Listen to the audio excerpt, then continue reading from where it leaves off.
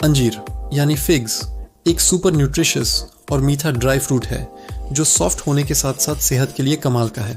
इसमें fibre, antioxidants और ज़रूरी मिनरल्स भरपूर होते हैं। तो चलिए जानते हैं इसके ज़बरदस्त फ़ायदे। सबसे पहले इसका हाई फाइबर कंटेंट आपके डाइजेशन को एकदम स्मूथ रखता है और कॉन्स्टिपेशन से राहत देता है। इसमें मौजूद आयरन आपके ब्लड सर्कुलेशन को बेहतर बनाता है और हीमोग्लोबिन लेवल को भी इम्प्रूव करता है।